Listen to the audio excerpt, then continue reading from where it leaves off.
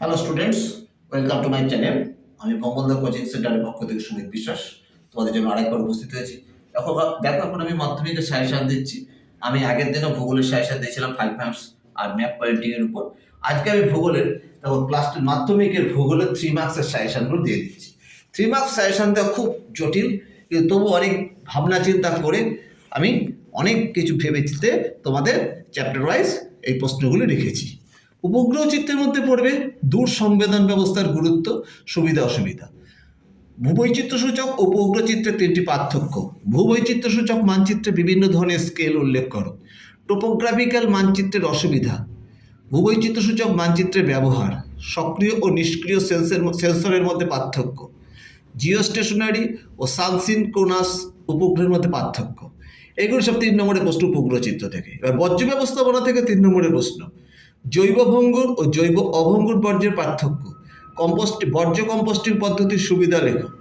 পরিবেশের উপর বর্জ্যের প্রভাব। গ্যাসীয় বর্জ্য নিয়ন্ত্রণের উপায় লেখো। বর্জ্যের পরিমাণগত হ্রাস কীভাবে করা যায়। বর্জ্য ব্যবস্থাপনায় শিক্ষার্থীদের ভূমিকা লেখো। বর্জ্য ব্যবস্থাপনার প্রয়োজনীয়তা লেখো। প্রকৃতি অনুসারে বর্জ্যের উদাহরণ সহ শ্রেণীবিভাগ করো। বর্জ্য ব্যবস্থাপনায় 3R এর ভূমিকা কিংবা 4R এর ভূমিকা লেখো। ভার্মি কম্পোস্টিং কী এর উপায় লেখো। এগুলো সব 3 মার্কসের বর্জ্য ব্যবস্থাপনা। প্রাকৃতিক ভূগোল থেকে 3 নম্বরের প্রশ্নের মধ্যে ইম্পর্টেন্ট। উষ্ণ মরু অঞ্চলে বায়ুর কার্যের প্রাধান্য দেখা যায় কেন? হিমরেখার উচ্চতা সর্বত্র এবং সব ঋতুতে সমান হয় না কেন? জেট বায়ুর সঙ্গে ভারতীয় মৌসুমী বায়ুর সম্পর্ক, অথবা নদীর বহন কার্যের 3টি প্রক্রিয়া লেখো। ট্রপোস্ফিয়ারের উচ্চতা বৃদ্ধির সঙ্গে উষ্ণতা হ্রাস পায় কেন? নদীর মোহনা কেন গড়ে ওঠে?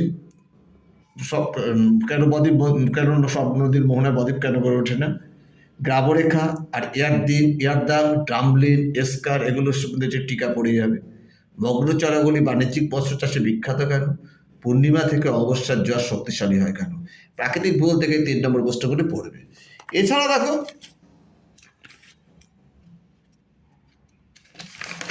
আঞ্চলিক ভূগোলের মধ্যে তোমরা 3 নম্বরের প্রশ্নে এইগুলো ভালো করে পড়ে যাবে। পূর্বঘাট ও পশ্চিমঘাট পর্বতের মধ্যে পার্থক্য লেখো।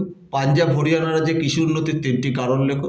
পূর্ব উপকূল ও পশ্চিম উপকূলের 3টি পার্থক্য লেখো। মৃত্তিকা সংরক্ষণের 3টি পদ্ধতি।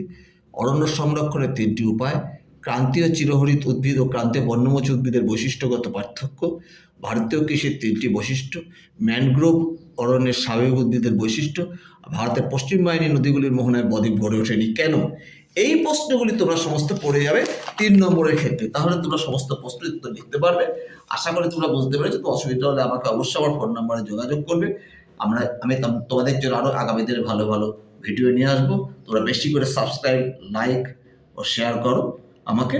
আমি তোমাদের জন্য নেক্সট দিন আরও ভালো ভালো ভিডিও আনবো। তোমাদের শুভকামনা রইল। আজকে এই পর্যন্ত রইল। Tata, by.